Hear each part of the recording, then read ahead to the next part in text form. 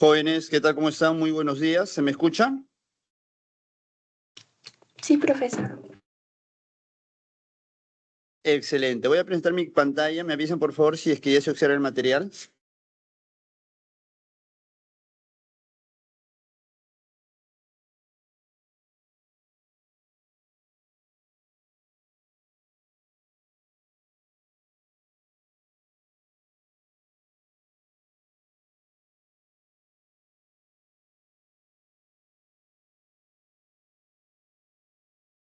¿Se observa el material? Sí, profesor. Listo, muy bien. Vamos a iniciar entonces la clase correspondiente al día de hoy. Hoy vamos a desarrollar la semana número 18. ¿Cierto? ¿Así es?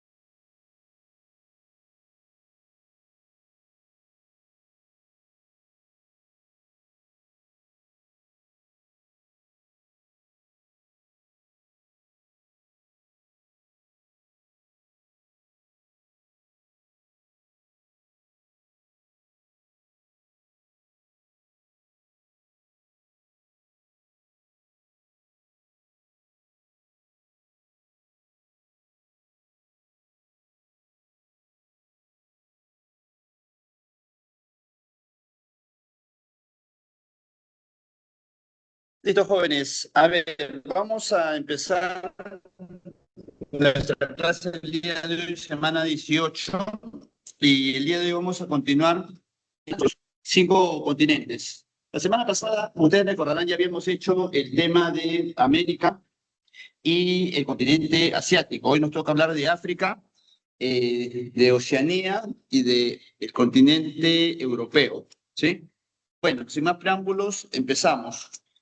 Como ya habíamos señalado en su momento, digamos, pues lo que se va a abarcar es básicamente la organización política de cada continente. Vamos a hablar también sobre su demografía, su relieve, geografía y las actividades económicas resaltantes de cada continente. En ese sentido, empezamos a hablar, ¿no? Del continente africano y que con relación a su extensión territorial se ubica en el tercer lugar respecto a los otros continentes. No se olviden que el continente más extenso es Asia, en segundo lugar se encuentra América y en tercer lugar se encuentra África, con relación a la extensión territorial del continente. Ahora, si tomamos en cuenta la población, África se ubicaría en segundo lugar respecto a la cantidad de población que hay, pues, digamos, a nivel continental. ¿Sí? Primero es Asia como el continente más poblado, luego África y luego América. Pero si hablamos de extensión territorial, primero es Asia, luego América y luego África, ¿sí? Bueno, como mencionamos, a nivel de extensión territorial, África tiene un promedio de 30 millones de kilómetros cuadrados aproximadamente, y este territorio africano está dividido en 54 estados soberanos dependientes. Dentro de su gobierno, de estos 54 estados, 51 son repúblicas y 3, digamos, tienen un sistema monárquico con relación a su forma de gobierno, pues, ¿sí? África está dividido por sectores, al igual que, por ejemplo, en América tenemos América del Norte, Centro y Sur, o cuando hablamos de Asia, habíamos mencionado de la zona siberiana, del Asia Central, Asia Sur Oriental, Occidental. Igual aquí en África también tenemos sectores. Los sectores de África son justamente, como pueden ver aquí en el cuadro, 5 sectores en la cual se va a dividir el continente africano. Sector norte, sur, este, oeste y sector centro. En el caso del sector norte, tenemos ahí países como Argelia, Egipto, Marruecos, Libia. Este sector norte africano colinda o limita con el Mediterráneo, ¿no? Luego tenemos al sector este, que vendría a ser, digamos, la parte de Etiopía, Kenia, Mozambique, Seychelles. Este sector colinda o limita con el Océano Índico y también con el Mar Rojo. Luego tenemos el oeste, que limita con el Atlántico, y ahí tenemos a Costa de Marfil, Ghana, Nigeria, Senegal. Luego tenemos el sur, ¿sí? Que digamos está en la confluencia del el Océano Índico con el Atlántico, y aquí tenemos países como Namibia, Sudáfrica, Lesoto, y bueno, la parte central africana, ¿no? Donde está Angola, República Democrática del Congo, Camerún, Chad, ¿no? Estos son algunos estados, ¿sí? Que vamos a tener por sectores aquí en el continente asiático, ¿sí? Ahora, aparte, perdón, el continente africano. Aparte, aquí en África también tenemos algunos territorios que van a estar todavía supeditados, ¿no? Bajo el control, ¿no? De países como Francia, Reino Unido, Italia, Portugal, España, ¿sí? Pero principalmente vamos a resaltar los 54 estados soberanos, independientes, ¿sí? Listo. Dicho ello, pasamos ahora, pues, a visualizar aquí, pues, justamente estos 5 sectores que hemos mencionado, ¿no? Ahí tenemos, por ejemplo, a África y el sector norte, sur, este, oeste, ¿sí? La parte central. Está sus límites, digamos, fronterizos, ¿no? Ahí tenemos al Mediterráneo al norte, como le decía, al este está el Océano Índico como el Mar Rojo, al oeste el Océano Atlántico y al sur la confluencia de esos dos océanos, Atlántico e Índico. Luego también tenemos ahora los relieves, ¿no? Vamos a hablar sobre los relieves del continente africano. Vamos a hablar no solamente de relieves, sino también de la hidrografía. Vamos a ubicar acá el mapa para ser, digamos, más dinámicos y exactos con relación a los lugares en los cuales se ubican estos características del relieve. A ver, acá está. Muy bien, miren, acá podemos visualizar lo siguiente. Acá está el continente africano. África contiene, por ejemplo, al sur tenemos los montes Drakensberg. Sí, vamos a hablar primero sobre los montes, montes Drakensberg tenemos aquí al sur. Aquí está, miren, estos son los montes Drakensberg. Luego también tenemos los montes Atlas, eso está al noroeste. Acá está Montes Atlas. Esto es Marruecos, ¿no? Montes Atlas está aquí. Luego tenemos el macizo etíope que está aquí y el Gran Valle del Rif. Aquí está, cuna de la humanidad, dicen en historia, ¿no? El Gran Valle del Rif. Eso con relación a algunos relieves, algunas elevaciones. Luego también tenemos macizos, como el macizo de Agat, está acá, macizo de Tibesti, la meseta de Darfur, que está por aquí. Luego tenemos la meseta de Katanga, que está acá abajo, miren, acá están las mesetas, ahí está. Luego tenemos también con relación a la hidrografía, a el segundo río más largo del planeta, que es el río Nilo, que está aquí, miren, ese es el río Nilo. Este río Nilo desemboca en el Mediterráneo, en un delta, ¿sí? Luego tenemos también aquí al tercer lago más grande del planeta, que es el lago Victoria, que está acá, el lago Victoria. Luego tenemos otros ríos que también son muy resaltantes, como el río Congo, que está aquí, el río Níger, que viene por aquí, el Senegal, que está aquí, es el Senegal, el Congo y el Níger.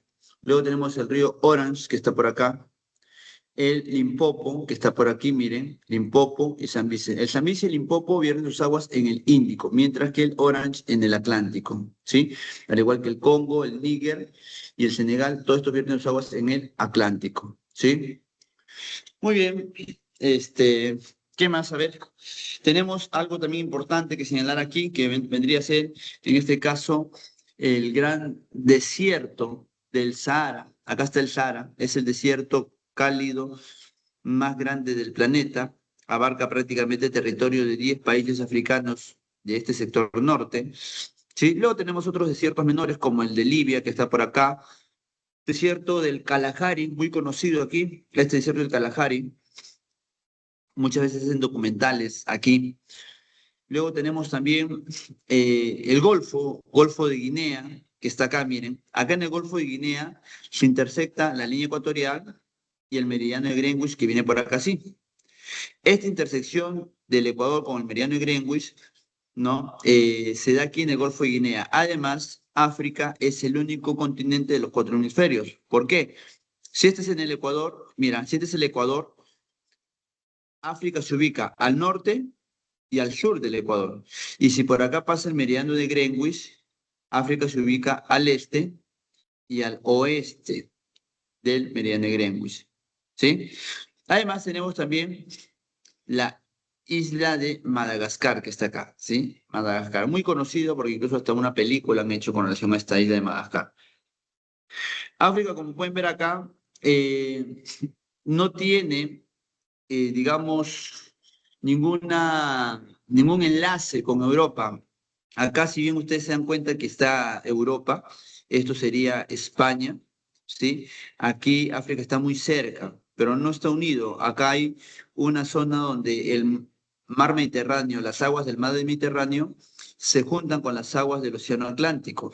Estas aguas del mar Mediterráneo se unen con el Océano Atlántico a través del estrecho de Gibraltar, que está aquí. Este es el estrecho de Gibraltar que va a dividir Europa, España con África, Marruecos, que está aquí. ¿Ya?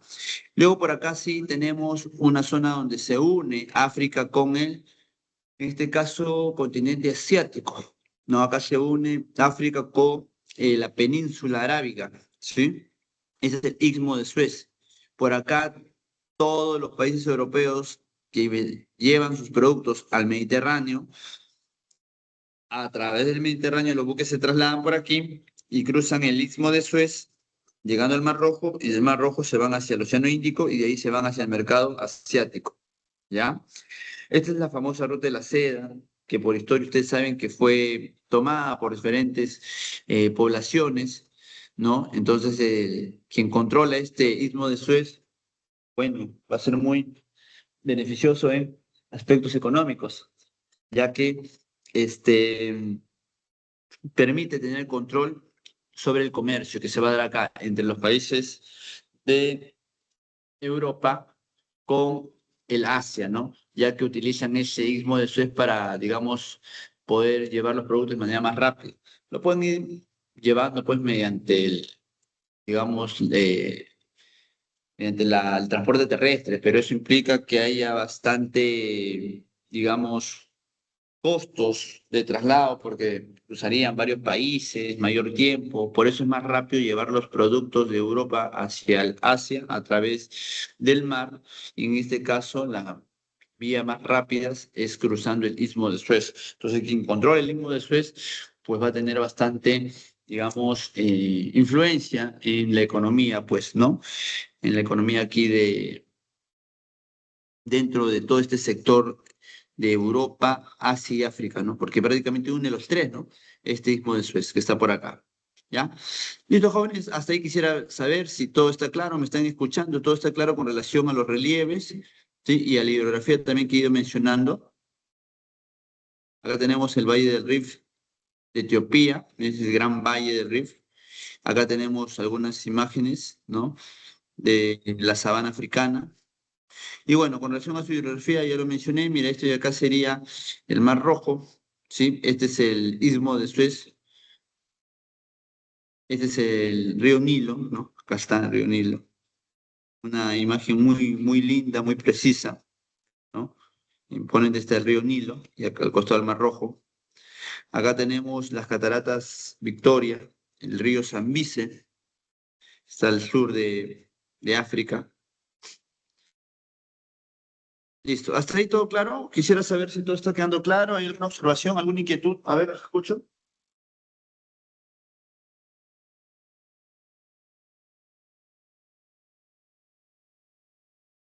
Hasta el momento se entendió, profesor. ¿Cómo?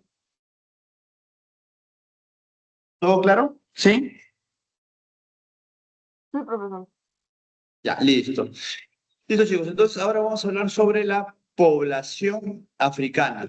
Con relación a la población de África, bueno, ya les mencioné al inicio de la clase que África se ubica en el segundo lugar con relación a la población respecto a los demás continentes. No se olviden que el continente más poblado es Asia, el segundo es África. África dice aquí que su población africana asciende a 1.515 millones de habitantes, ¿sí? 1.515 millones de habitantes, ¿sí? La población africana en los últimos años está creciendo fuertemente, ya que aquí la tasa de fecundidad de la población africana es muy elevada. Tienen 5, 6, 7 hijos por mujer. Entonces, eso genera, pues, un aumento poblacional a gran escala. Mientras que en otros continentes como América, tienen 1,3 hijos por mujer, más y peor aún, Europa, que tiene prácticamente un hijo, ¿no? Por mujer en su tasa de fecundidad.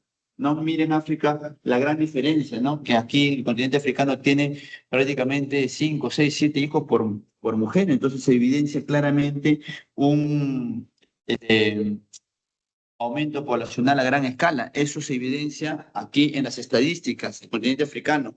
Como están observando ustedes, acá nos dice que África tiene 1.515 millones de habitantes, ¿no? Esto ha ascendido bastante en los últimos años. Bueno, cuando hablamos de la tasa, en este caso, la densidad poblacional, ¿no? En África tenemos 51 habitantes por kilómetro cuadrado. Esto es el 2024. ¿Sí? La tasa de densidad o la densidad poblacional africana se ubica hasta el momento, por lo que ya hemos ido desarrollando, en segundo lugar.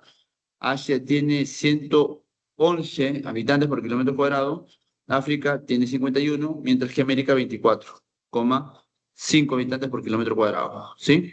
Ahora, los países más poblados de África son Nigeria con 213 millones de habitantes, luego Etiopía con 104 millones de habitantes y por último Egipto con 102 millones de habitantes, concentrando el 35% de la población total que hay aquí en el continente africano, ¿sí?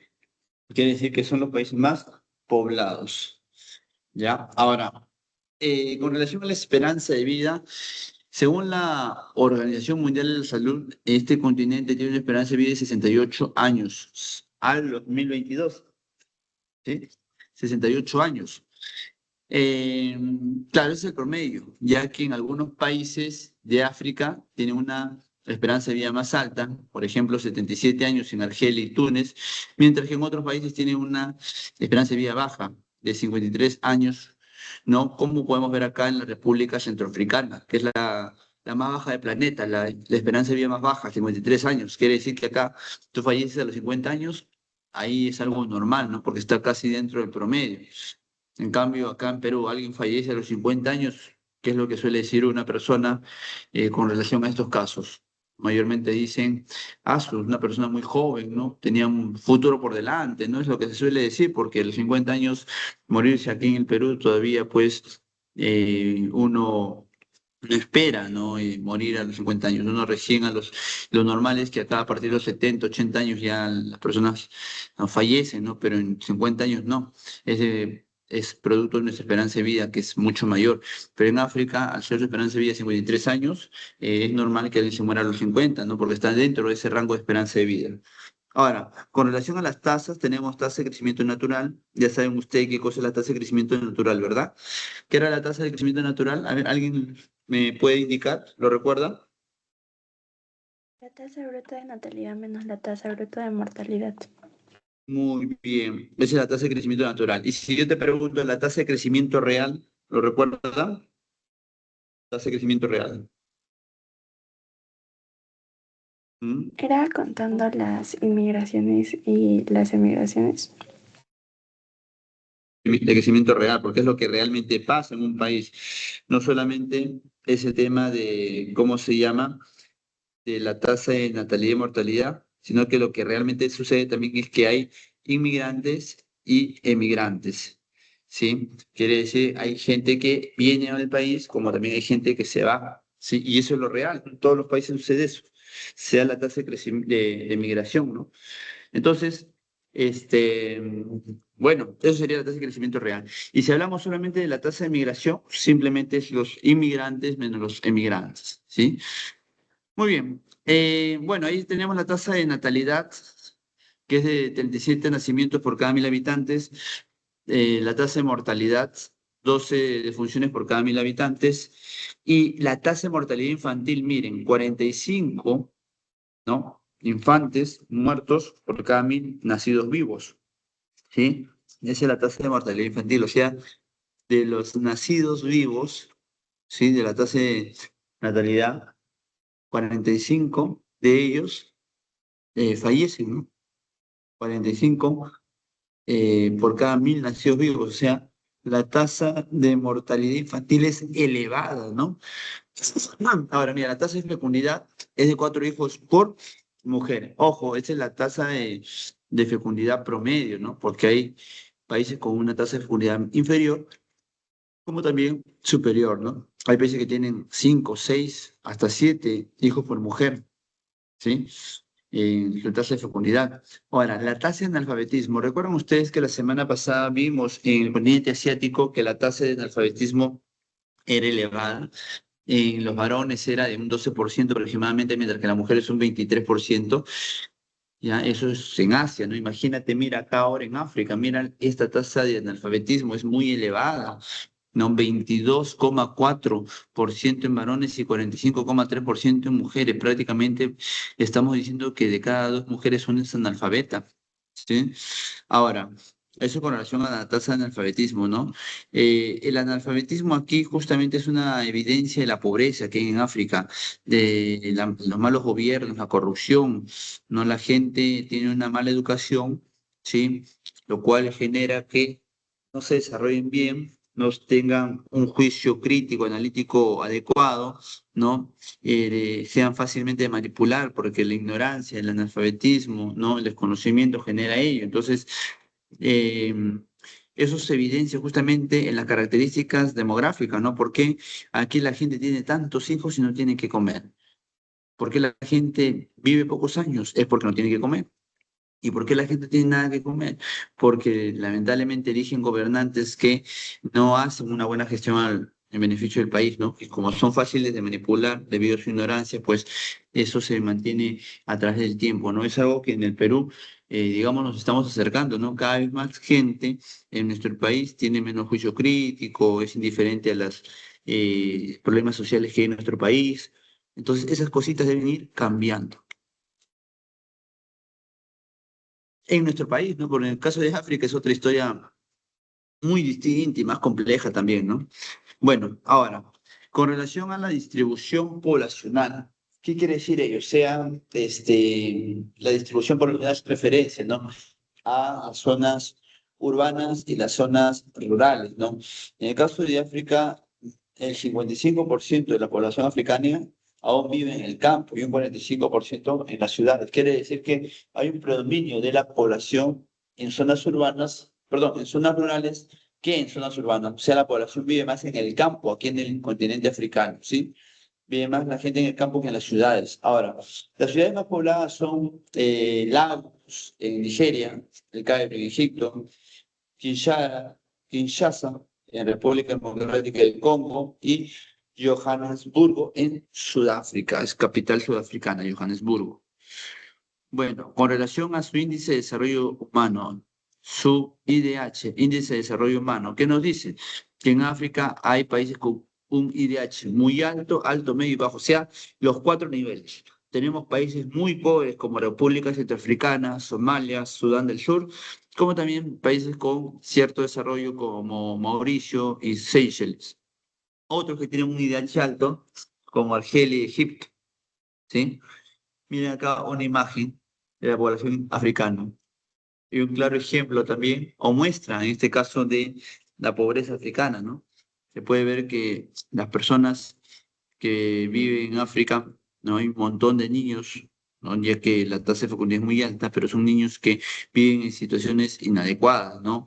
No se alimentan, son pobres los niños, entonces eso genera un gran problema porque las familias tienen más hijos y estos más hijos que tienen, pues crecen bajo una mala condición de vida, pues, ¿no?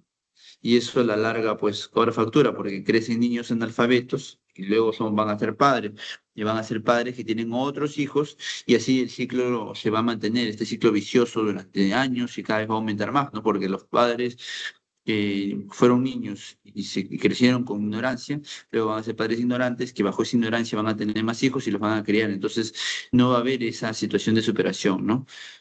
Y eso se va a mantener a través del tiempo, a través de los años. Ahora, cuando hablamos de los principales recursos y economías de África, vamos a resaltar en primer lugar la agricultura. Acá en África realizamos la agricultura, o se realiza la agricultura, pero de dos tipos.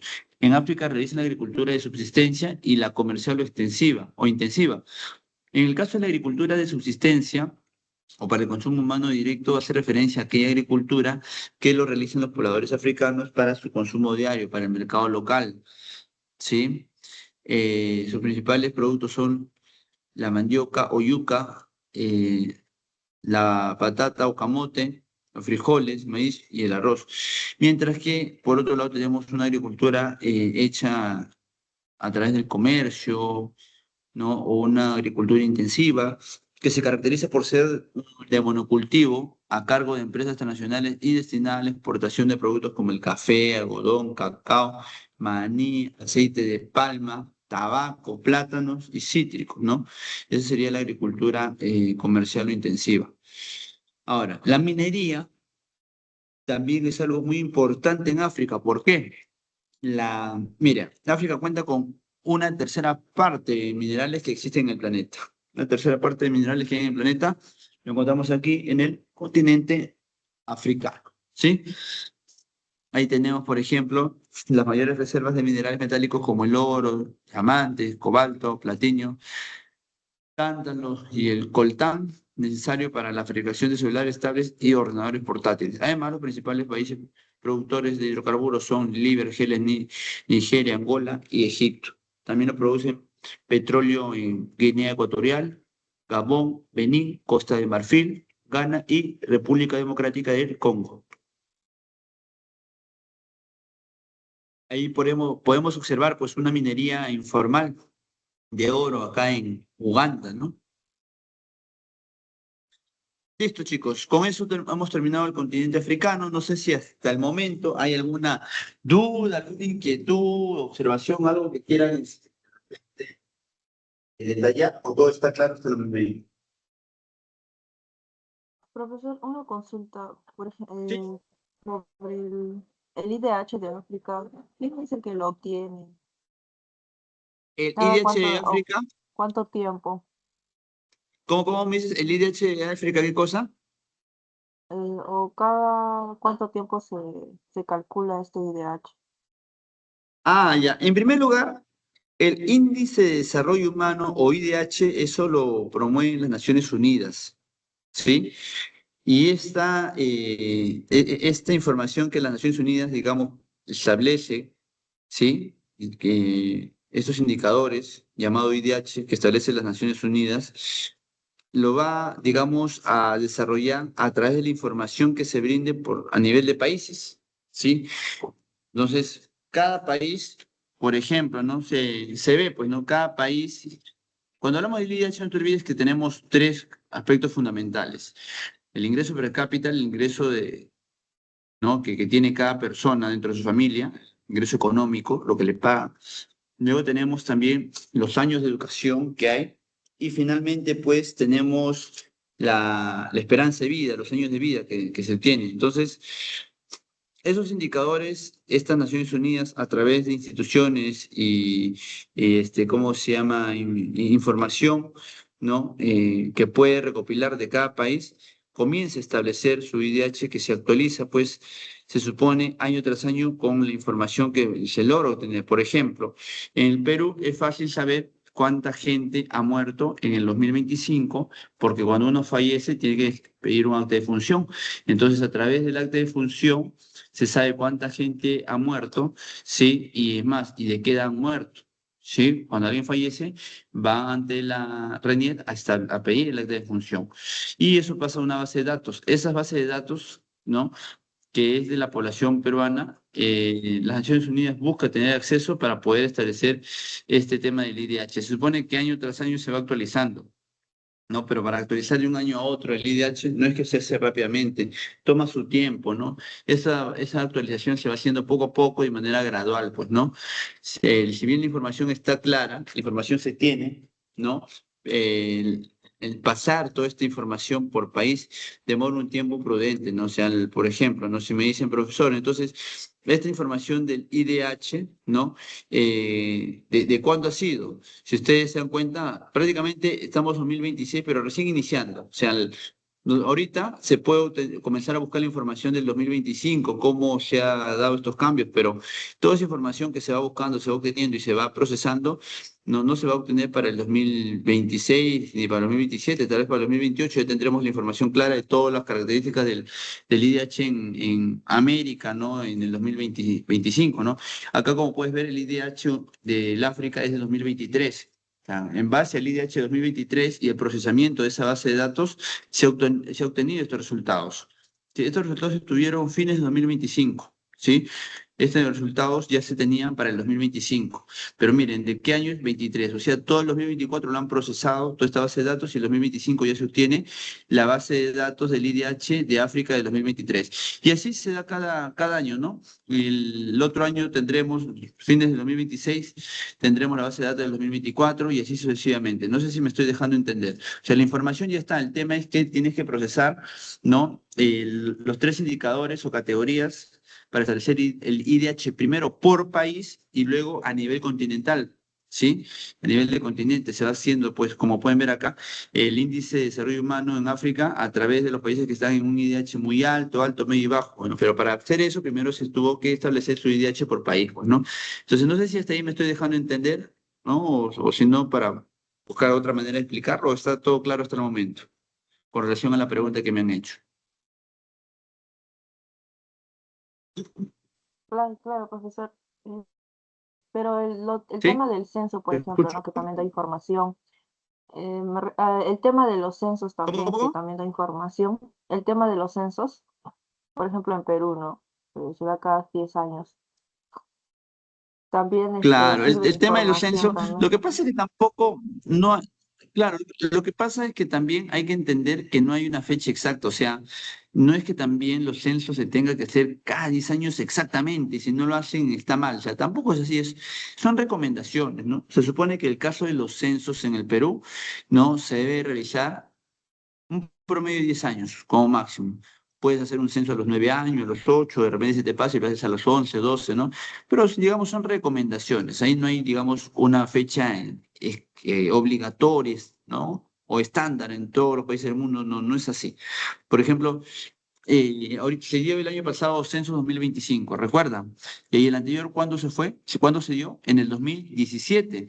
Entonces te das cuenta que del 2017 al 2025 no se han dado 10 años, ¿no? ¿Cuántos años han pasado? 8, ¿verdad? Entonces, eh, digamos, el tema de cuándo se deben de realizar los censos son, en este caso, recomendaciones, ¿no? Pero no es que sea obligatorio al pie de la letra hacerlo, pues cada 10 años los censos, ¿no? Ahí está el claro ejemplo que te acabo de dar. 2017 se dio un censo y 2025 se dio el otro. ¿Cuántos años pasaron? 8. ¿Sí? ¿Está claro? ¿Está claro, chicos? No sé si estoy dejándome entender o no. Sí, profesor. Ya, listo, excelente, muy bien. Gracias también por las inquietudes, las preguntas. Es muy importante también que hagan sus consultas. Listo, entonces vamos ahora a hablar de otro continente, en este caso un continente muy conocido, muy, digamos, eh, históricamente muy importante, porque ustedes saben que antes teníamos una historia eurocentrista, ¿no?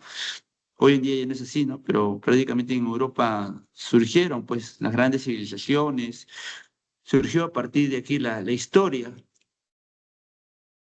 Y no es que en otros continentes no ha habido historia, solo que, como les repito, antes había una historia eurocentrista. Entonces, en este sentido, vamos a hablar de Europa, y lo primero que vamos a decir es que Europa es un continente pequeño a nivel de extensión territorial, tampoco no hay mucha población como en Asia, África o América. Europa limita por el norte con el océano glaciar ártico, con el sur con el Mediterráneo, por el oeste con el Atlántico y por el este con los montes Urales, Río Ural, Mar Caspio y Cáucaso. Esa sería la frontera de África, de Europa, ¿no? En la parte este, ¿no? Del continente europeo, ¿no? Ahora, digamos, cuánta extensión territorial tiene? Bueno, más o menos alcanza una superficie de 10 millones de kilómetros cuadrados aproximadamente, ¿sí? Ya, 10 millones de kilómetros cuadrados. Ahí están los límites que he mencionado, y bueno, ahí están algunos países, ¿no? Se supone que en el caso de África, perdón, de Europa, por ser conocido por muchos aspectos Europa, ¿no? Puede identificar, pues, ¿no? Los países con sus respectivas capitales, ¿no? Eso espero, ¿no? No se olviden que América y Europa, los países y sus capitales los tienes que conocer sí o sí, ¿no? De manera básica, ¿no? Porque no solamente tocan el tema de Europa en geografía, sino también lo tocan en historia, en otras áreas o cursos más. Así que es importante conocer, pues, los países europeos con sus respectivas capitales. Como pueden ver, ahí tenemos a Alemania, con su capital Berlín, Austria, Viena, España, Madrid, Francia, París, Italia, Roma, Reino Unido, Londres, Rusia, Moscú, Polonia, Varsovia, Países Bajos, Ámsterdam, Portugal, Lisboa, Bélgica, Bruselas y Suecia, Estocolmo.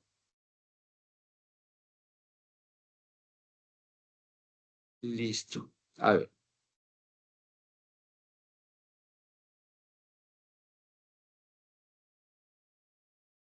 acá tenemos el mapa político de Europa. Ahí está bien. Europa y todos sus estados. Ujú. Ahí podemos ver, acá está norte, sur, este y oeste. El este es por acá, miren. Por acá tenemos Montes Urales y viene por acá, sí.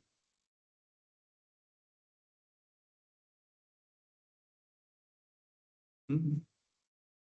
A ver, acá está el sur de Europa, Mediterráneo, el norte del Océano Glaciar Ártico, el oeste con el Atlántico y el este con eh, Montes Urales, que debe estar por acá, Río Ural, por acá el Mar Caspio.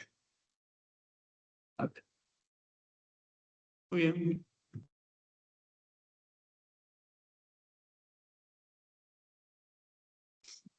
Vamos a hablar ahora de su relieve e hidrografía de Europa. ¿Sí? Acá está, relieve e hidrografía. Listo, listo. Mapa físico de Europa. Acá está. A ver.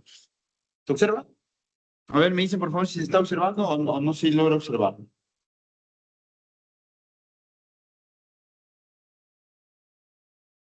¿Se nota el mapa físico de Europa?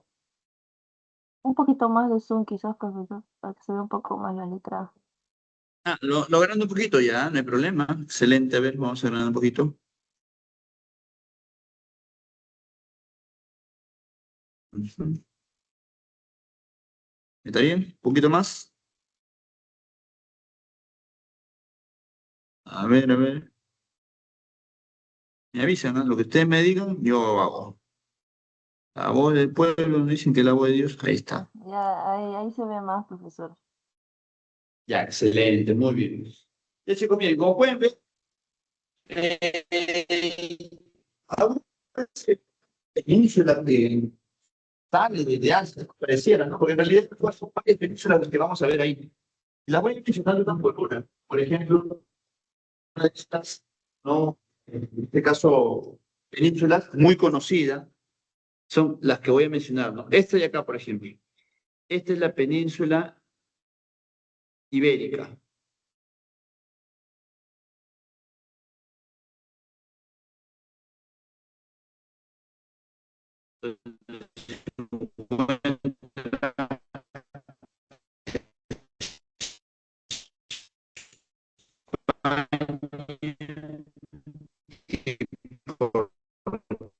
lugar. Crimea, que está acá.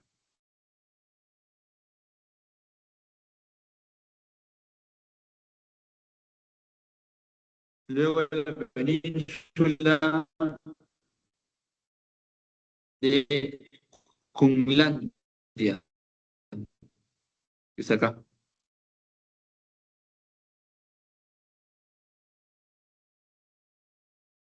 Luego la península de Kola, miren. Ahí está. Muy bien. Luego tenemos también por aquí montañas o cordilleras, ¿no? Acá está. Acá tenemos las montañas de los Pirineos, entre España y Francia. Acá tenemos los Alpes al norte. Luego tenemos los Apeninos en toda Italia y al norte están los Alpes.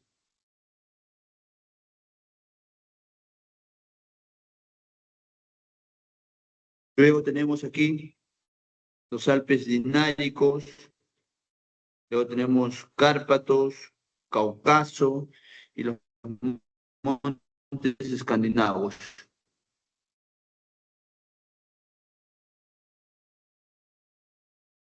Muy bien. Luego también tenemos acá que resaltar algunos Mediterráneo, Mar Tirreno, Mar Adriático, Mar Jónico, Mar Negro, Mar Catábrico. Tenemos acá Mar Catábrico, Mar del Norte que está por acá, Mar de Noruega que está acá arriba, el Mar Báltico que está por acá, ¿sí? Esos son los mares. El Mar Caspio en realidad no es un mar, es un lago. No sé bien que el Mar Caspio es el lago de Europa y Asia. No se olviden, Europa y Asia. ¿Qué más tenemos por acá? Pues, a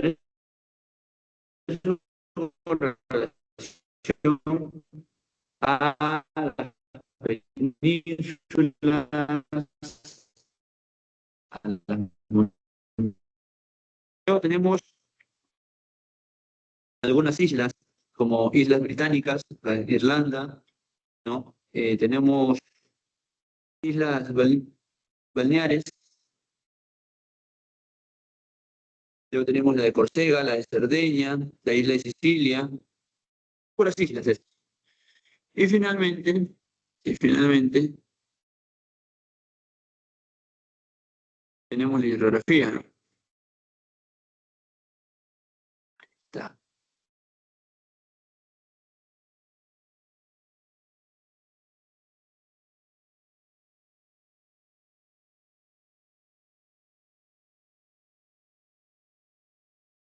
Ahí está la hidrografía. Mira, aquí cuando hablamos de hidrografía, lo más resaltante es lo siguiente. Uno, el Danubio. ¿Por qué? Río más importante porque comunica Europa Central con Europa del Este. Dos, el Volga. Es el río más caudaloso y de mayor longitud de Europa. Ahí está. Y luego los demás ríos son buenos ríos característicos, particulares. Estos son los principales.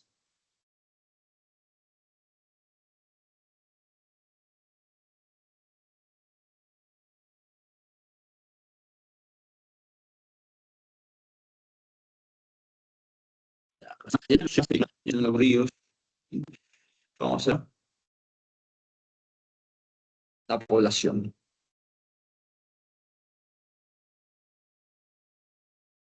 Ya, a ver. Europa tiene una población de 745 millones de habitantes. O sea, tiene menos población que Asia, África y América. 745 millones de habitantes.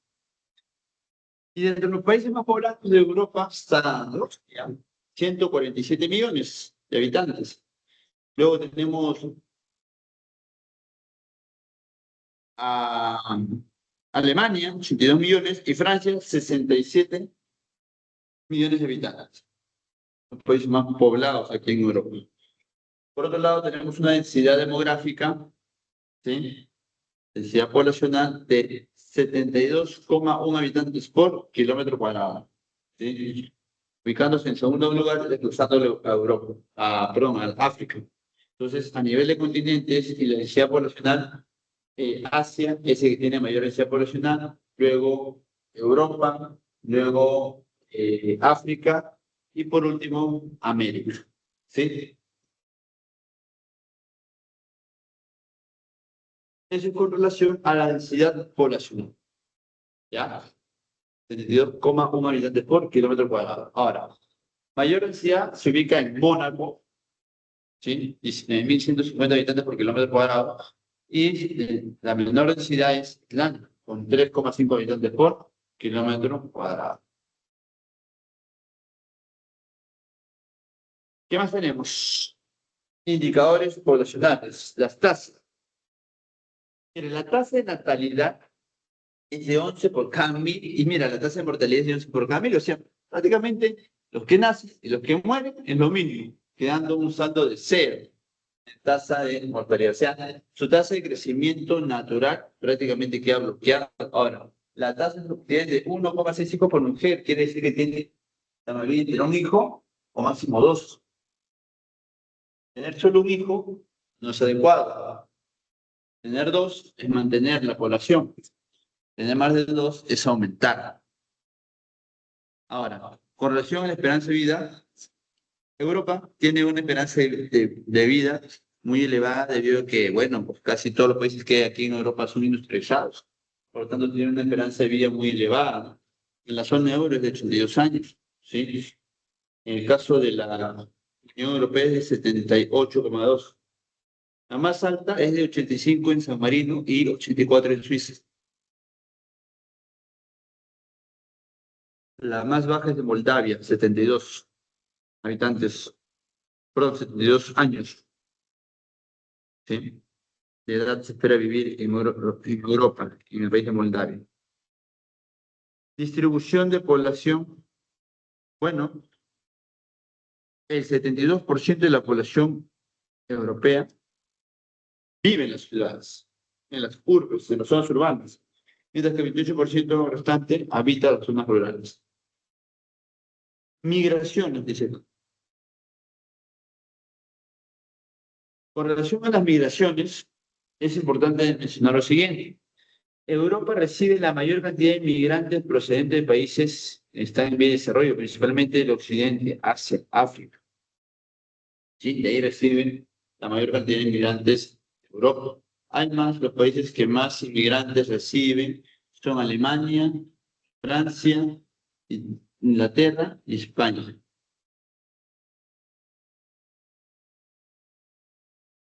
Ahora, la mayoría de los países de Europa registran un IDH desde alto y muy alto. De ninguno de IDH medio y mucho menos bajo. Y está IDH muy alto, Islandia, Suiza, Noruega, Dinamarca, Azerbaiyán, y alto Moldavia y Ucrania.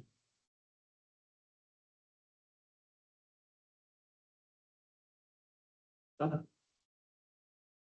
se bajó, se bajó. Un ratito se me bajó todo. Ya, acá estamos, acá estamos.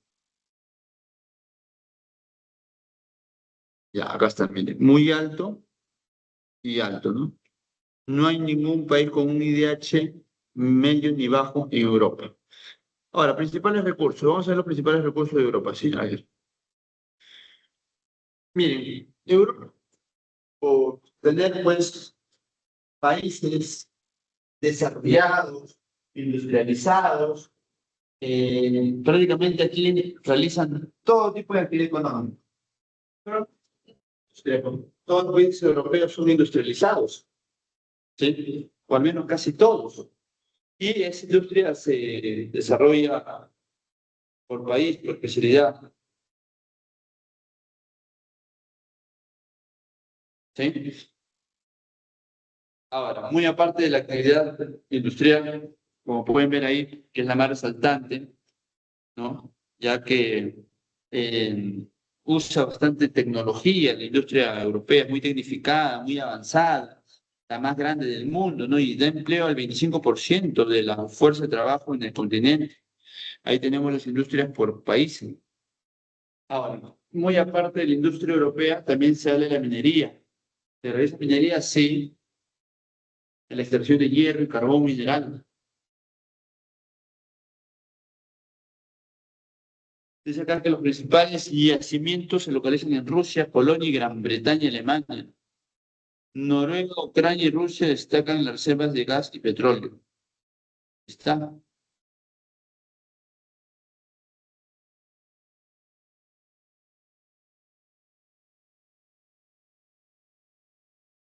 A ver. También hay actividad agrícola y ganadera en Europa, pero claro, es una agricultura y una ganadería muy tecnificada, muy desarrollada, una actividad forestal también que principalmente se realiza en el sector más o menos de 50 a 60 grados de latitud norte, en lo que llamamos bosque de coníferas. ¿Recuerda? Estos bosques de coníferas crecen entre los 50 y 60 grados de latitud norte en territorios de países nórdicos como Suecia, Noruega, Finlandia y Rusia. Justamente estos países aprovechan esta explotación de estas maderas, pues, esos árboles grandes, gigantes, ¿no? Para hacer una actividad forestal industrial, ¿no? Y finalmente tenemos la minería, la industria. La industria está, acá está la industria europea, lo que he mencionado, es la más desarrollada, el 5% de la población eh, obtiene su trabajo. Tenemos principales industrias también que hay acá en Europa. Listo, acá está la fábrica de aviones Airbus en Toulouse, Francia. Hasta ahí está todo en Europa para pasar a hablar de Oceanía. Me avisan, por favor, si todo está claro.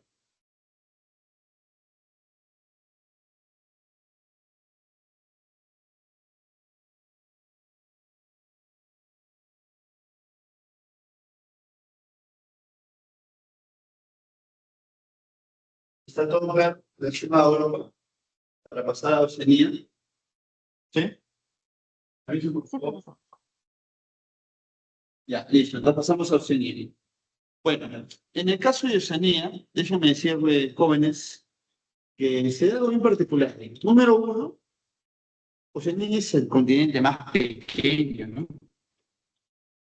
Oceanía es el continente más pequeño, menos poblado, menos cantidad de países, y prácticamente Oceanía es eh, Australia, una isla llamada Australia y un montón de archipiélagos pequeños. Prácticamente eso es Oceanía.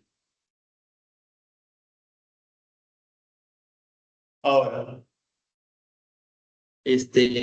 como pueden ver ahí, Oceanía tiene una extensión territorial de 9 millones de kilómetros cuadrados, solamente representa un 6% del total de tierras emergentes. Está dividido en 14 países y en 4 sectores.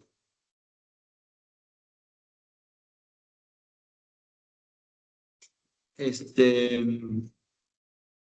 Estos 4 sectores son los siguientes: Australasia, Melanesia, Polinesia y Micronesia. En Australasia encontramos a Australia y Nueva Zelanda. Y en los otros 3 sectores o áreas, como la Melanesia, Micronesia y Polinesia, encontramos en cada uno de estos a 4 estados independientes.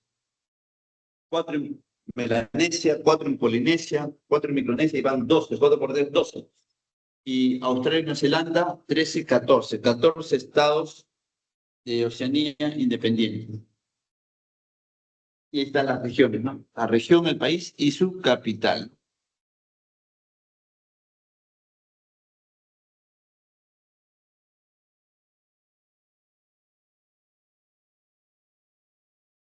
Ya. Muy bien. Ahí estamos. Ahí tenemos, por ejemplo, a los 4 sectores que hay en Oceanía. Australasia, Polinesia, Melanesia y Micronesia.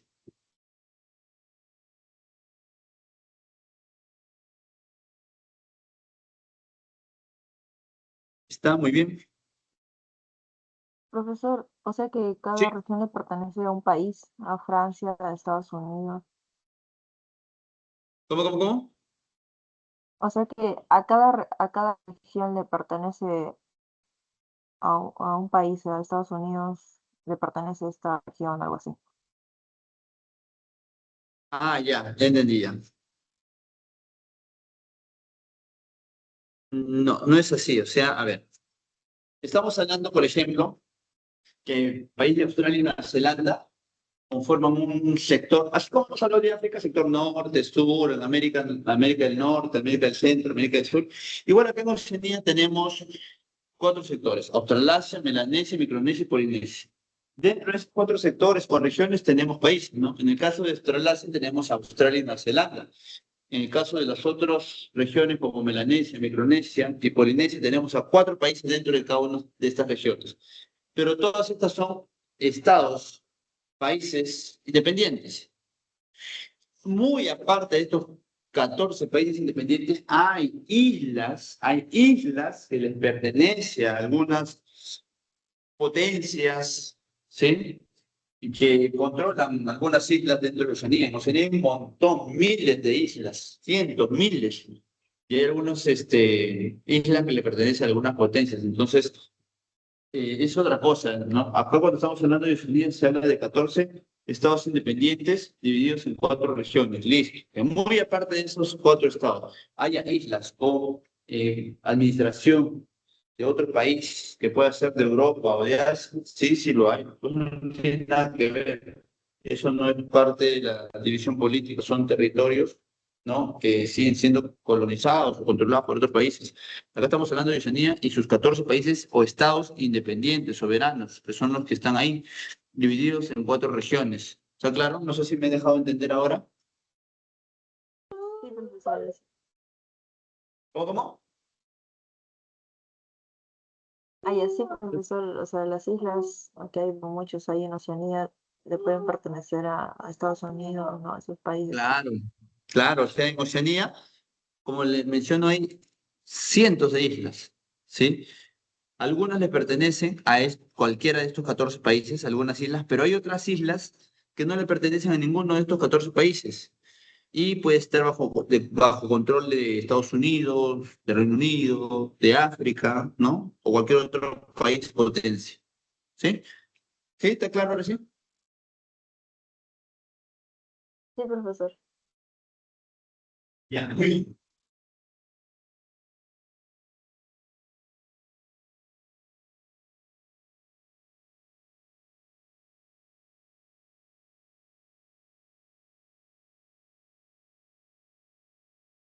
Justamente estas cuatro regiones están acá, miren.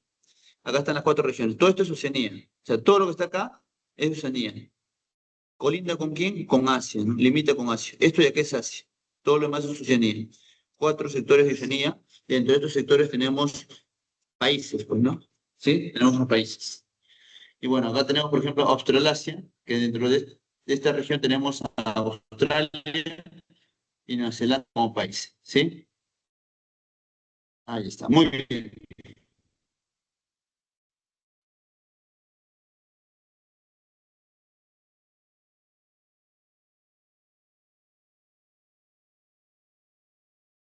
Ahora vamos a hablar sobre algunos aspectos físicos de relieve y lo que vendría a ser también de hidrografía. Bueno, uno de los relieves importantes que vamos a resaltar acá es que dentro de Oceanía tenemos a la fosa más profunda del planeta, que es la fosa de las Marianas. Tiene una profundidad de 11.013 metros bajo nivel del mar. O sea, estamos hablando de 11 kilómetros de profundidad. Oceanía está conformado por un conjunto de islas que se agrupan en cuatro grandes conjuntos. Ahí está, claro. Ahí está, miren. Básicamente, en Asia tenemos, perdón, en Oceanía tenemos los siguientes relieves. En Australasia, ya que es las islas de mayor extensión, que es Australia y Nueva Zelanda, se encuentra, bueno, y Tasmania, ¿no? De paso, ¿no? Pero básicamente que es Australia y Nueva Zelanda, ¿no? Se encuentra aquí, digamos, montañas, ¿sí? Montañas, un gran espacio desértico, ¿sí? Y un sistema de regadío. Eso vamos a encontrar aquí en Australasia. Mientras que en Melanesia hay islas, ¿sí? La isla de mayor tamaño aquí en Melanesia es Nueva Guinea, ¿no? El cual se divide políticamente en dos países. La parte occidental, Indonesia, y la otra parte, Papua Nueva Guinea. Claro, de repente dirán, profe, hay más de 14, porque esta mencionó Indonesia o han mencionado por ahí otros más. Lo que sucede es que aquí en Oceanía es lo que se venía mencionando, ¿no? Hay islas, por ejemplo, Indonesia es un país que lo conocemos más como un país asiático, Indonesia. Pero ¿qué es lo que sucede? ¿Sí? Indonesia en Asia es un país que está conformado por un montón de islas, ¿ya? Además, Indonesia limita con Oceanía. Entonces, este país de Indonesia, que tiene bajo su dominio muchas islas, hay algunas islas que están dentro de Oceanía y que Indonesia tiene su control, ¿sí? A Indonesia le pertenece. Hay un montón de islas que están en Oceanía, pero le pertenece a Indonesia. Lo controla Indonesia. Este, ¿Por qué menciono esto? Porque justamente hay una isla que está en Oceanía. Esta isla se llama Nueva Guinea. Hay la isla de Nueva Guinea que está en Oceanía, en donde esta isla de Nueva Guinea, la mitad le pertenece al país llamado Papúa Nueva Guinea y la otra mitad le pertenece al país llamado Indonesia, que es un país no de Oceanía, sino de Asia, ¿sí? De Asia. ¿Está claro? Indonesia le pertenece a Asia, pero tiene el control de la mitad de esa isla llamada Nueva Guinea. Y justamente en esa mitad de la isla de Nueva Guinea, que está bajo control de Indonesia, ¿sí? Ahí encontramos al punto más alto que hay dentro de Oceanía, ¿no? El punto más alto de Oceanía se llama Jaya o Punkan Jaya. Esta Jaya o Punkan Jaya es una montaña, ¿sí? Es un monte que se ubica dentro de Nueva Guinea, de esa isla, pero en la parte o la mitad que le pertenece a Indonesia. Sí, claro, uno diría, bueno, entonces ese punto más alto, al pertenecer a Indonesia, Indonesia es Asia. ¿Quiere decir que ese punto más alto se le considera dentro de Asia? No, no es así, porque si bien esa mitad de isla, ¿sí? De Nueva Guinea está bajo el control de Indonesia, todas las características que se presenten ahí, características vitales, van a ser parte ¿de qué? Todas esas características van a ser parte de Oceanía y no de Asia. Una cosa es que Indonesia tenga el control de la mitad de esa isla, pero otra cosa es que cualquier característica se le considere como parte de Asia. No, sería parte de Oceanía. ¿Está claro?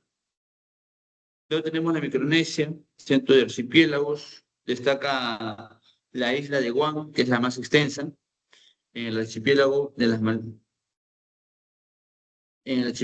las Islas Marianas, ¿no? Y bueno, otras islas más. Por último, Polinesia. En el centro y sur del Pacífico, eh, compuesta por miles de archipiélagos e islas coralinas y volcánicas. Estos son algunos relieves y ahora acá tenemos la hidrografía. Acá está, miren, este es el relieve. Acá están montañas, montañas por acá. Ujú.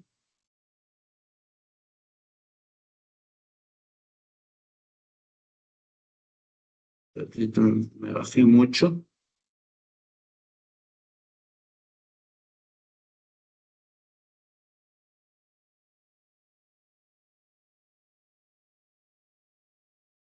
Un ratito, jóvenes.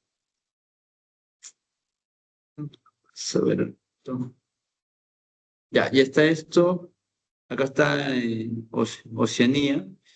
Como pueden ver, las islas, los cientos de islas son muy pequeñas que no se puede visualizar bien. Ya, en la hidrografía de Oceanía tenemos lo siguiente. Solamente un conjunto de ríos llamados Murray y Darling, ubicados en Australia. ¿Sí? Son los ríos caudalosos, ¿no? Y más importantes de Oceanía.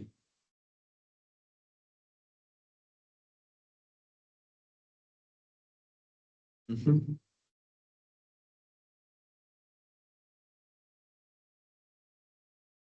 Ok, ya. Y acá está la geografía, y hemos resaltado aquí a las islas Murray y Darling en Australia, que son los principales. Bueno, en Nueva Zelanda, en la isla norte, tenemos el lago Taupo en Nueva Zelanda y el río Waikato, ¿no? Después no tenemos más ríos en otras islas. Hay islas que no tienen ríos y que más bien compran agua para su consumo, ¿no? Sí, por si acaso, le compran a Australia en algunos casos. Con relación a la población y la calidad de vida, es importante señalar que Oceanía tiene poco más de 40 millones de habitantes, ¿no? Un poco más de población que la que tiene el Perú, de los cuales el 91% de la población se encuentra dentro de Australia, Nueva Zelanda y Papua Nueva Guinea. Australia es el país más poblado con 24 millones de habitantes, 61% del total del continente, y hay muchas islas que están deshabitadas en Oceanía. Sus indicadores poblacionales nos dicen lo siguiente: la densidad poblacional es de 5 habitantes por kilómetro cuadrado. ¿Por qué? Porque es una población pequeña y un país territorial amplio. Además, países con mayor densidad son Nauru y menor densidad Australia. La esperanza de vida es alta, de 83 en Oceanía, perdón, en Australia y Nueva Zelanda, mientras que el 64 es en Papua Nueva Guinea, es la esperanza de vida, ¿no? Distribución poblacional: la población de Oceanía se ubica prácticamente un 75% en zonas urbanas. Y por último, su IDH va desde muy alto, en este caso muy alto en realidad, de Australia y Nueva Zelanda, y de frente medio en Tuvalu, Kiribati, Vanuatu. Ahí tenemos, por ejemplo, la ciudad de Sydney, en Australia. ¿Sí? A ver, un segundito, por favor, un segundito.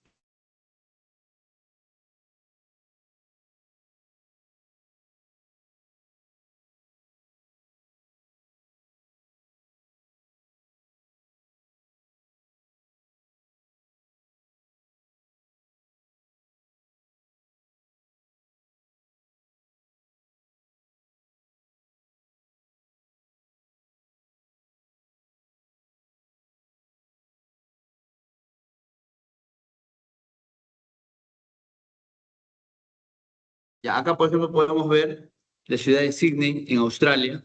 ¿Sí? Ya, muy bien. Ya, vamos a mencionar algo importante. Miren, en Oceanía, ¿sí? Y escúcheme bien, porque esto es lo más resaltante de este continente. En Oceanía, el país más resaltante es Australia. ¿Ya? ¿Y por qué? Porque prácticamente Australia lo es todo en Oceanía, lo es todo en población, en economía, en actividades económicas, lo es todo prácticamente Australia en Oceanía. ¿Sí? Incluso, ¿qué es lo que sucede? En un momento, ya hace muchos años atrás, tiempos coloniales, ¿sí? Cuando se da la expansión de las potencias de Europa, estos comienzan a invadir África, Asia y también Oceanía. Australia, su población nativa no es la que nosotros conocemos hoy en día. Hoy en día los pobladores de Australia son de tez blanca, altos, ¿no? Cabello amarillo, pero su población nativa es lo contrario, son personas más bajas, de color oscuro, trigueños, ¿sí? Esa es la población, digamos, natural de Australia, ¿no? Solo que, bueno, pues con el tiempo, producto de las invasiones, cuando llegaron pues los europeos, los ingleses a Australia, estos comenzaron a hacer un exterminio en la población nativa de Australia. Esta población nativa huyó de Australia a los miles de islas que están alrededor de Oceanía. Ahí huyeron y se escondieron, ¿sí? Y bueno, pues al final Australia fue colonizado, pues, ¿no? Por países europeos y estos países se quedaron ahí habitados, sus descendientes fueron los que, digamos, van a, al final a poblar todo Australia, ¿no? Y con el tiempo Australia se va a ir convirtiendo poco a poco en una potencia, ¿no? Que es lo que hoy en día conocemos de Australia. Pero cuando hablamos de su aspecto cultural, si bien ya hoy ya nos está dando pues esto del imperialismo colonial, eh, por lo que ha permitido que estos pueblos nativos que estaban escondidos en las diferentes islas de Oceanía salgan de sus escondites y se muestren como la población nativa de Australia. Y hoy en día pues se ve en Australia que si bien la población que predomina son personas de orígenes europeos, la población nativa también en un menor número viven en ciertos sectores de Australia o islas, ¿no? Valorando todavía su cultura, ¿sí? Revalorando su cultura, ¿no? Y bueno, pues se da una diferencia muy notoria en las dos culturas y la australiana, ¿no? Producto de la invasión de los países europeos y la población originaria de Australia, que fueron los que se escondieron por muchos años hasta que hoy en día pues ya se mostraron y muestran su cultura no originaria, pues, ¿no? Esa es con relación a la cultura y por la razón también por la cual vamos a escuchar algunas culturas pues, de Oceanía en donde se va a evidenciar pues, bastante las características físicas entre la población nativa y la población actual vigente en Australia. Ahora, por otro lado, como les mencionaba, en aspectos económicos, Australia lo es todo, ¿no? Cerca de 50 millones de hectáreas se han destinado, ¿no? Australia lo ha destinado, ¿para qué? Para actividades de cultivos agrícolas y ganaderos, ¿no? En la parte agrícola se dedican al cultivo de trigo, cebada, avena, maíz, arroz, plátanos, patatas, ¿no? Cultivos industriales de caña de azúcar, algodón, lino y uvas. El primer sector ganadero es el ovino, donde se obtiene la lana, y el segundo es el vacuno, aquí en Australia. Sí, o sea, Australia prácticamente es el único país industrializado y controla todo, ¿no? Como podemos ver, mira, realiza actividad agrícola y ganadera. Luego, Nueva Zelanda también realizan casi lo mismo que Australia, pero en menor medida, y no es muy industrializado como Australia. O sea, Nueva Zelanda está en segundo lugar, luego de Australia. Pero luego de Nueva Zelanda, todos los demás países tienen una economía de subsistencia, ¿sí? No hay industria y sus actividades económicas son muy limitadas en los otros 12 países de Oceanía, ¿ya? Bueno, acá en Nueva Zelanda, como pueden ver, también realizan cultivos y ganadería, que son similares a los australianos, similares, más no iguales. En el resto del continente se practica agricultura familiar, ¿no? O sea, realizan agricultura en los demás países de Oceanía, pero para su consumo, no para vender ni nada por el estilo. En la actividad minera, Australia, pues, es importante en la extracción de hierro, oro, plata, diamantes, cobre, estaño, plomo, bauxita, zinc y carbón, ¿no? Y en las demás islas, pues, bueno, se encuentran algunos yacimientos de oro, cobre, algo menor, ¿no? Principales, Australia, como pueden ver. Hay también depósitos petrolíferos en las islas de Nueva Guinea y Australia. Con relación a la actividad forestal, Australia, Papúa Nueva Guinea y las Islas Salomón poseen importantes hectáreas de bosques naturales para la explotación pues, de los mismos. Además, los bosques de plantados son importantes en Nueva Zelanda. En la industria, solo hay desarrollo industrial en Australia y menor medida en Nueva Zelanda. En los demás países no hay desarrollo industrial. La primera industria es la siderúrgica, le sigue la química y la petroquímica, entre otros. Australia es el primer productor y exportador mundial de lana. Y en el turismo destaca el turismo de playa, pues en los demás países. Si bien también hacen turismo de playa en Australia y Nueva Zelanda, lo hacen en realidad en los 14 estados que conforman Oceanía, ¿no? La más visitadas son las de Australia como Queensland, islas como Fiji, Hawái, Salomón, Tahití, entre otros. Muy bien, listo. Eso sería todo, chicos, con geografía. Acá tenemos una imagen de la gran barrera de coral en Australia. Y pasamos a las preguntas claves. Pregunta número 1, D de dedo. Pregunta número 2, B de bueno. 1 D de dedo, 2 B de bueno. Pregunta número 3, B de bueno. Y pregunta número 4, E de enano. Jóvenes, no sé si todo está quedado claro. Me avisan, por favor, si no hay alguna duda, inquietud. Y también me avisan si es que ya se nota el material de la semana 18 de Cívica.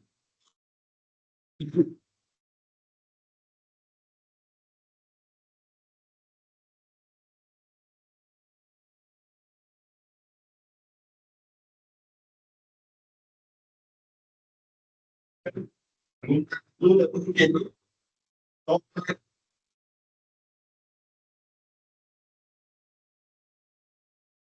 ¿Todo está claro, jóvenes?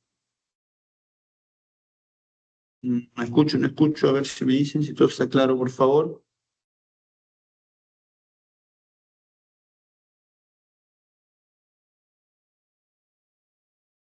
Ya, se nota el material de Cívica, ¿cierto?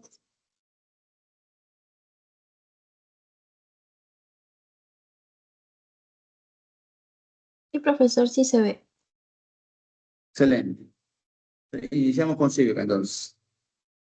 Me preguntas con relación a geografía, ¿cierto? Para iniciar ya con Cívica.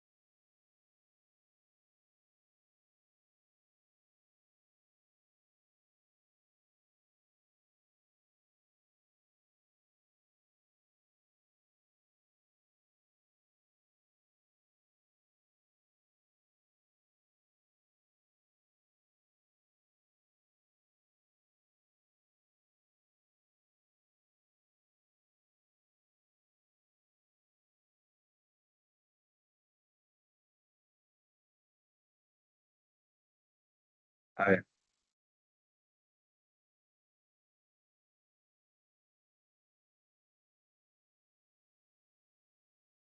El día de hoy en Cívica vamos a hablar, no, y vamos a cerrar ya este semestre 2025-2 de Cívica, hablando sobre el sistema de seguridad y defensa nacional, tema nacional de gestión de riesgos, de desastres y algunos roles constitucionales, ¿no?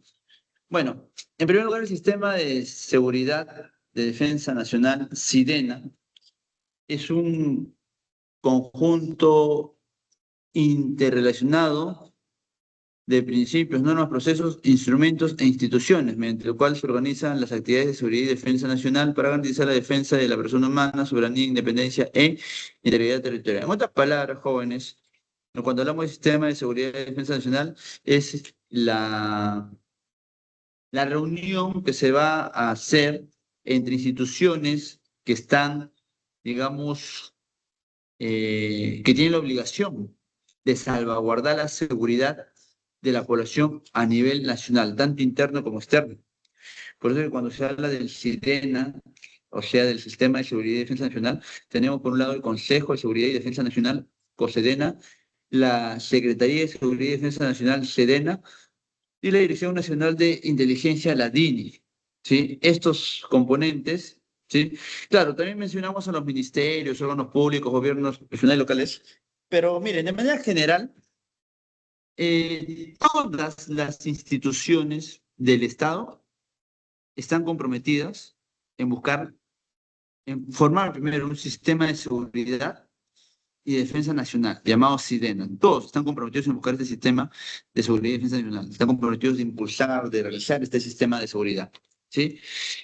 El cual lo conformamos todos, absolutamente todos, pero agrupados por partes. Por ejemplo, los ministerios, órganos públicos, gobiernos regionales y locales, todos ellos son un componente dentro de este sistema de defensa nacional. Otro sería la Dirección Nacional de Inteligencia, ¿no?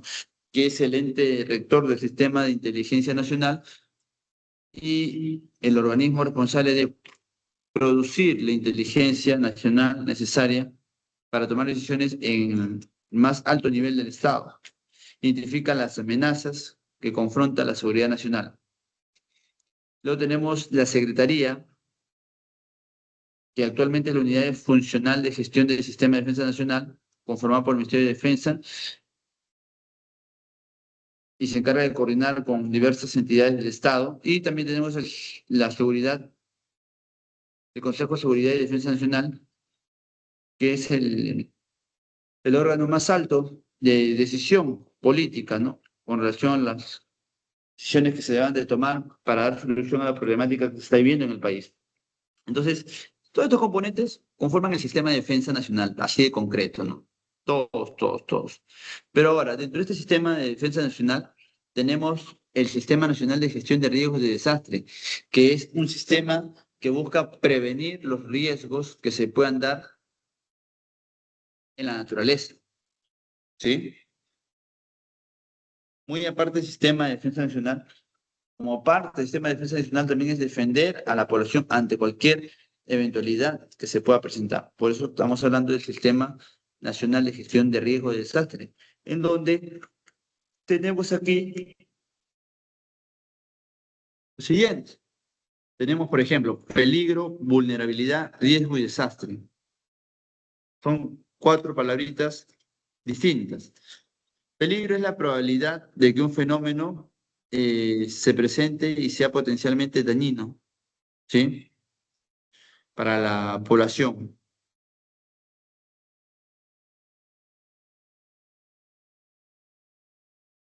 Luego tenemos, aparte del peligro, que vendría a ser la probabilidad que se dé un fenómeno natural y, bueno, afecte, ¿no? a la persona, tenemos la vulnerabilidad que es, en este caso, la población, la susceptibilidad de la población, ¿sí? Sea las estructuras físicas o actividades económicas que se van a ver dañadas por ese peligro que se está presentando. Entonces, la vulnerabilidad serían las personas vulnerables, las casas y las actividades económicas, y el peligro sería en este caso la amenaza, que puede ser un huaico, un deslizamiento de rocas, por ejemplo. El riesgo es la probabilidad de que la población y sus medios sufran daños, ¿sí? Peligro es la amenaza, vulnerabilidad es la población susceptible o la estructura física susceptible, y el riesgo es la probabilidad de que la población, sus medios de vida, sufran daños y pérdidas a consecuencia de condición de vulnerabilidad y el impacto de un peligro. O sea, el riesgo es eh, las personas que van a sufrir los daños, ese riesgo, ellos son los que están sufriendo el riesgo. ¿Cuántas personas? La cantidad. Desastre es el conjunto de daños que se va a dar luego del evento, ¿no? Luego de que el peligro se materialice. ¿Qué genera? Cuando el peligro se materializa va a generar un desastre. Y las personas vulnerables van a tener un riesgo, ¿no? Producto de que se ha materializado el peligro. ¿Está claro?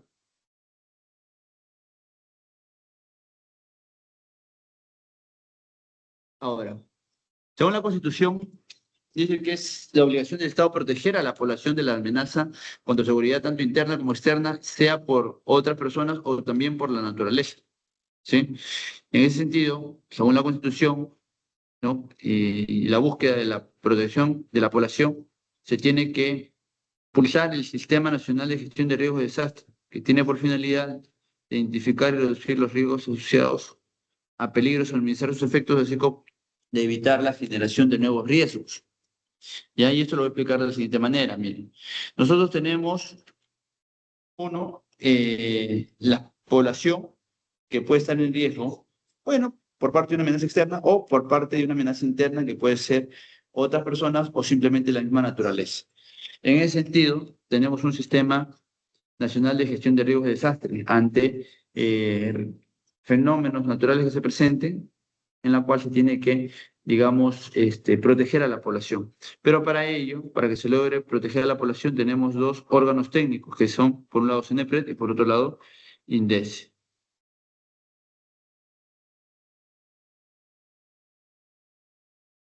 Ahí está. INDECE o Defensa Civil, ¿no? Cada uno tiene funciones, digamos, un poco distintas. CENEPRED es un poco más técnico, brinda asesoría, asistencia técnica, asesora, elabora normas, instrumentos, mientras que INDECE, ¿no? INDECE, sus funciones es asesorar también al ente rector, pero brinda asistencia técnica en el campo, ¿sí? Promueve la instalación y implementación de los sistemas de alerta temprana, apoya y facilita la acción conjunta de los actores que participan en procesos de respuesta como el COEN, el COER, ¿sí? Entonces, eso sería, digamos, la labor de INDECE. Uno más teórico, el otro más práctico. Pero, ¿en qué momento actúan cada uno de ellos? Bueno, pues tenemos aquí niveles para identificar la capacidad de respuesta ante situaciones de emergencia. Son niveles 1, 2 y 3 de alcance local y regional, 4 de alcance nacional, 5 de gran magnitud.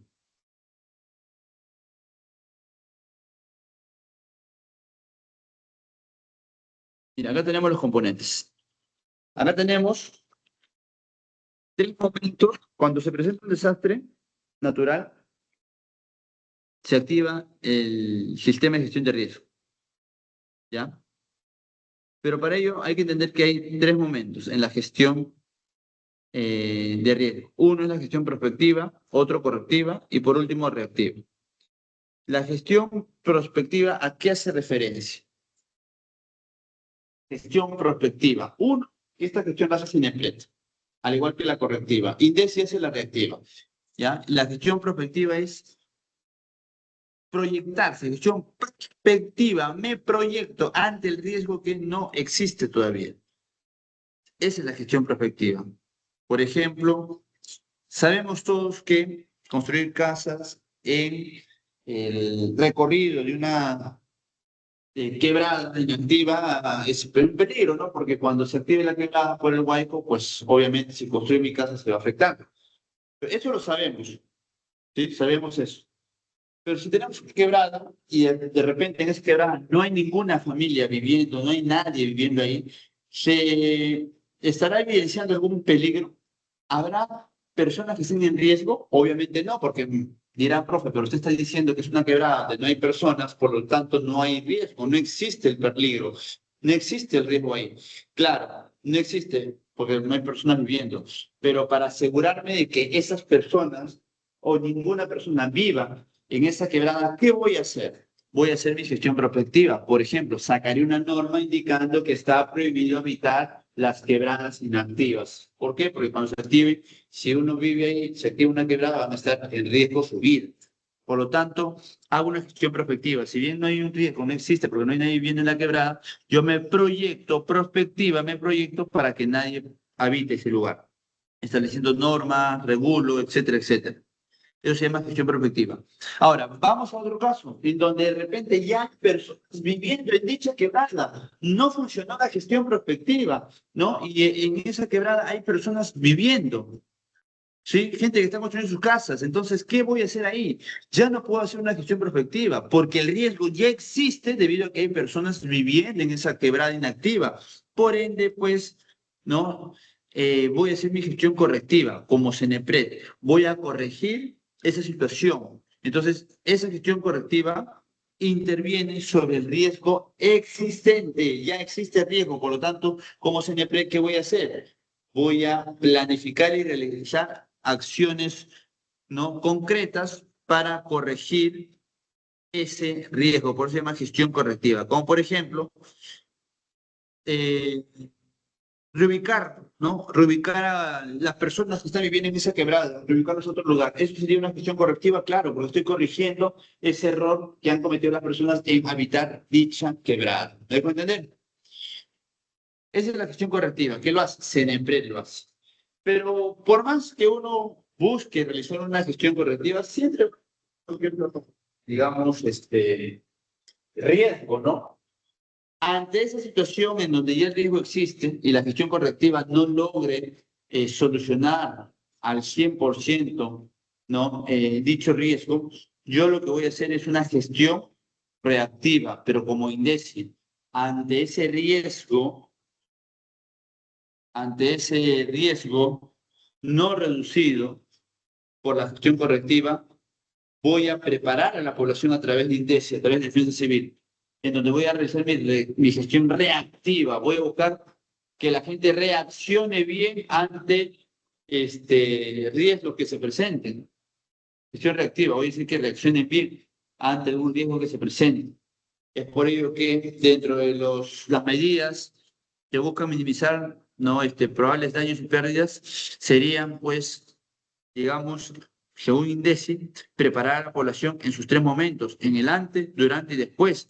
Por ejemplo, si sé que se puede presentar guay o sismos, yo preparo a la gente antes. ¿Cuál es el antes? Los simulacros.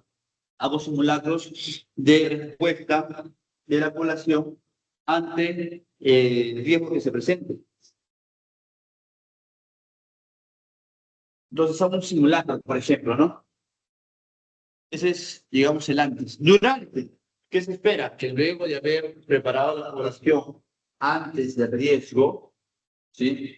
Antes de la eventualidad, antes que se presente el riesgo no reducido, yo voy a preparar a la gente. Entonces, para cuando se presente el WAI o terremoto, lo que fuera, se busca se supone que la población va a reaccionar de una manera adecuada según el simulacro previsto.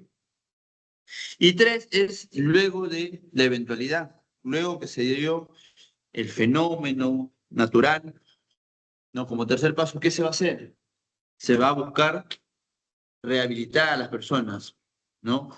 Ayudar a las personas luego de haberse presentado el riesgo. Acá tenemos INDECI. Acá están los 7 momentos. ¿Cuál los ve CNPRED? La estimación de riesgo, prevención y reducción. INDECI, ¿quién lo ve? Preparación, preparo a la población, busco una respuesta y busco rehabilitar. Son los 3 pasos de INDECI. Los otros 4 son de CNPRED. Uno es la gestión prospectiva, la estimación del riesgo que puede dar y una prevención. Y otra es la correctiva, que es la reducción del riesgo existente. Y la reconstrucción también, ¿no? Vamos a corregir, ¿no? Mediante una reconstrucción también se busca corregir para no volver a cometer los mismos errores, ¿no? Acá tenemos justamente la gestión de riesgos y desastres, ¿no? Estimación y respuesta, ¿no? Ahí está. Ahí está. Gestión, en este caso, prospectiva, correctiva, ambos de CNPRED y reactiva de INDECI. Ya para ir cerrando, queridos estudiantes, vamos a hablar ahora de las Fuerzas Armadas. Como les dije en un momento, las Fuerzas Armadas, la Policía Nacional del Perú, rinden obediencia al presidente de la República, ya que el presidente es jefe de las Fuerzas Armadas y Policiales. ¿Sí? Ese es el número 1. Las Fuerzas Armadas los conforman la Marina, el Ejército y la FARC. Fuerza Aérea del Perú, Marina y Guerra del Perú y el Ejército del Perú. Los 3 conforman las Fuerzas Armadas. El Comando Conjunto, de las Fuerzas Armadas del Perú. Estas Fuerzas Armadas tienen como finalidad primordial garantizar, uno, la independencia, ¿sí? Quiere decir, ¿la independencia de qué? La independencia del país, dentro y fuera, ¿no? O sea, ¿cómo es ello? Evitar que alguien nos quiera invadir o que alguien internamente quiera controlar las cosas, ¿no? Fuera de la ley. Entonces, ante esta situación, las Fuerzas Armadas tienen que buscar la independencia, siempre, del Estado peruano, ¿no? Ahora, lo otro es que las Fuerzas Armadas también van a garantizar, pues, soberanía, ¿no? Del Estado peruano, la integridad territorial, y el ejército del Perú ejerce el control, la vigilancia y la defensa del territorio nacional.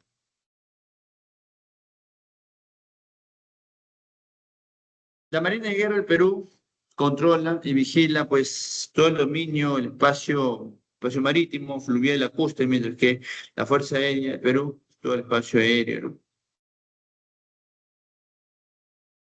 Y todo el espacio aéreo lo vigila, lo controla, lo defiende. Ahí se divide. Por otro lado, tenemos la Policía Nacional del Perú.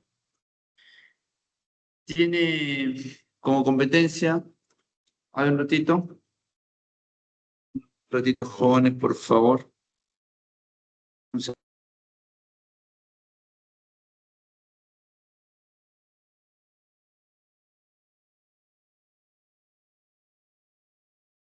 Ya, como les decía, la Policía Nacional del Perú se encarga de mantener el orden interno. Sí, si bien las Fuerzas Armadas se encargan de proteger al Estado de, digamos, de cualquier amenaza externa, también internamente las Fuerzas Armadas ayudan a controlar, ¿no? A la población cuando alguien quiere vulnerar, pues, el Estado de Derecho. Pero las Fuerzas Armadas entran a, digamos, a tallar, a controlar o mantener el orden interno siempre y cuando la Policía Nacional del Perú no se abastezca, ¿no? A veces la Policía Nacional del Perú no se abastece, ¿no? Y hay, digamos, algún tipo de problema al interior. ¿Qué pasa en esa situación? Piden apoyo de las Fuerzas Armadas, ¿sí? Por ejemplo, ahora se van a dar las elecciones y en los centros de votación las Fuerzas Armadas van a estar ahí ayudando, garantizando la tranquilidad, ¿no? De la participación democrática en nuestro país, para que los votantes vayan a votar con tranquilidad sin que haya ningún tipo de situación, pues, conflictiva, ¿no? En los procesos de elección, pues, que se van a dar ahora en el mes de abril. Entonces, la Policía Nacional del Perú también garantiza y mantiene y restablece el orden interno, el orden público, busca controlar la paz, prestar protección y garantizar el cumplimiento de las leyes, ¿no? Ahora, el presidente de la República es jefe supremo de las Fuerzas Armadas y Policiales, eso ya lo mencioné, eso está según la Constitución. Ahora, el presidente de la República otorga los ascensos de los generales almirantes de las Fuerzas Armadas y los generales de la Policía Nacional del Perú, claro, a propuesta de las instituciones, ¿no? En caso de delitos de función, los miembros de Fuerzas Armadas y Policía Nacional del Perú están sometidos al fuero respectivo, al fuero militar, o sea, y al Código de Justicia Militar Policial. Sí, o sea, ellos tienen su propio fuero de justicia.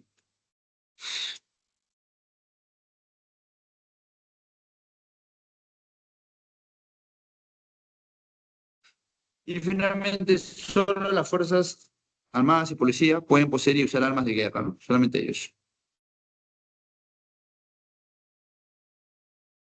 Ya, listo, muy bien, ya está todo con relación a las Fuerzas Armadas y Policiales y cerramos con los regímenes de excepción. ¿Qué son los regímenes de excepción? Tenemos dos, estado de emergencia y estado de sitio.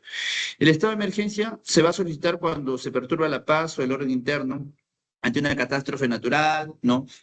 Por ejemplo, sismos, huaicos, inundaciones, se puede establecer un estado de emergencia, como también pandemias, o cuando hay de repente personas que perturban la paz, ¿no? Como el sicariato. Ahí se puede establecer un estado de emergencia a nivel de una región o localidad. Cuando se establece el estado de emergencia hay cuatro derechos que se restringen o se suspenden por un tiempo, ¿no? Que es la libertad y seguridad personal, la inviolabilidad domiciliaria, la libertad de tránsito y libertad de reunión, ¿no? Ahora, el plazo de vigencia del estado de emergencia son de 60 días y se puede prorrogar, ¿no? pero requiere un nuevo decreto, pues, ¿no? No puede exceder, no excede 60 días. Y se prorroga por un nuevo decreto el plazo de vigencia, ¿no? Ahora, también el control interno, ¿sí? Cuando hay una estado de emergencia, el control interno lo toman las Fuerzas Armadas. Mientras que el estado de sitio se pide cuando hay una invasión, una guerra con otro país vecino o una guerra civil interna, ¿no? Entonces ahí se establece un estado de sitio y se saca, ¿no? Un decreto del Supremo, ¿no? Debe de mencionar los derechos fundamentales cuyo ejercicio no se restringe ni se suspende. En otras palabras, los derechos fundamentales para el estado de sitio no se suspenden. Claro, pero uno puede decir, profesor, pero si estamos en guerra, ¿cómo no se va a suspender los derechos si nos encontramos con otro militar de otro país, nos va a matar? No, lo que sucede es lo siguiente, a nivel internacional, cuando hay una guerra, los soldados no pueden disparar a los civiles, es imposible, no se puede dar eso, porque los civiles no están armados, no son parte de la guerra, por lo tanto no los puedes matar. Y en ese sentido, pues, no es donde se aduce, ¿no? Que cuando se establece un estado de sitio, el decreto supremo debe de mencionar los derechos fundamentales cuyo ejercicio no se restringe ni se suspende, ¿no? Pero en el estado, digamos, en una situación de guerra, se supone que no nos pueden hacer nada, ¿no? Pero en el fondo también sabemos, pues, que a veces se da mucha violación de derechos cuando hay guerra, pues, ¿no? Pero se supone que en teoría no se debe dar eso. Bueno, el estado de sitio no excede los 45 días y su prórroga requiere la aprobación del Congreso, ¿no? Al decretarse el estado de sitio, el Ejecutivo adquiere un gran poder, por lo que el Congreso se reúne de pleno, ¿no? Se reúne de pleno derecho para ejercer un mayor control político de las decisiones del Ejecutivo, ¿no? Ahí tenemos una imagen efectiva de las Fuerzas Armadas durante el estado de emergencia.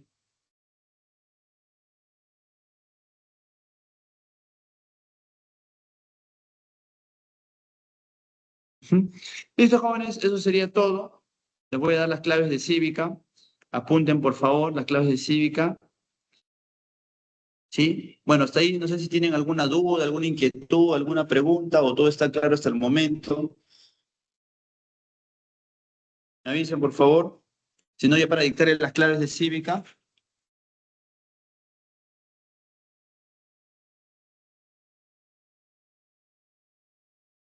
¿Todo claro, chicos?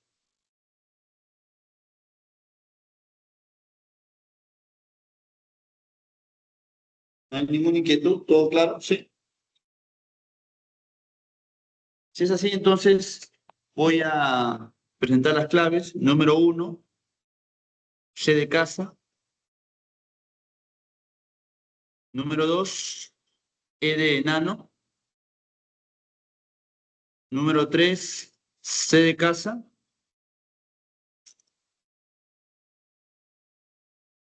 Número 4, A de avión.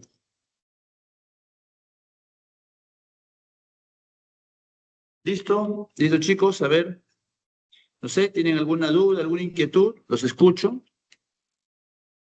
¿O todo está claro?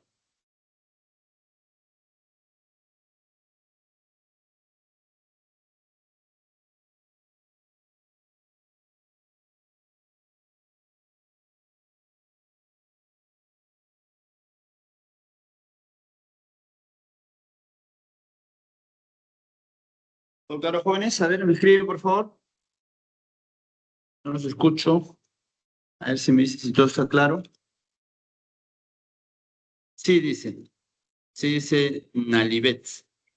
Listo, chicos. Entonces, si todo está claro, no hay dudas, no hay inquietudes. Muy bien, Manrique, Ortiz, Valverde, muy bien, chicos. Entonces, si todo está claro, mm, ya, y no hay dudas, me despido de ustedes, ¿no? Y a la vez les agradezco la atención prestada durante todas estas 16 semanas de clase de este ciclo 2025-2. La siguiente semana creo que hay clases virtuales con relación al repaso, semana 19, si más no me equivoco. Si es así, nos encontramos el próximo lunes en nuestras clases virtuales de repaso, ¿sí? Y si no, en todo caso, pues si no es así, igual les deseo muchos éxitos, y bueno, pues espero que logren su objetivo, ingresar a esta casa de estudio que es San Marcos, y si no se da la oportunidad, no se rindan, chicos, que para ingresar a San Marcos, más que conocimiento, también es estrategia, ¿sí? Un fuerte abrazo, buen inicio de semana. Hasta la próxima, cuídense.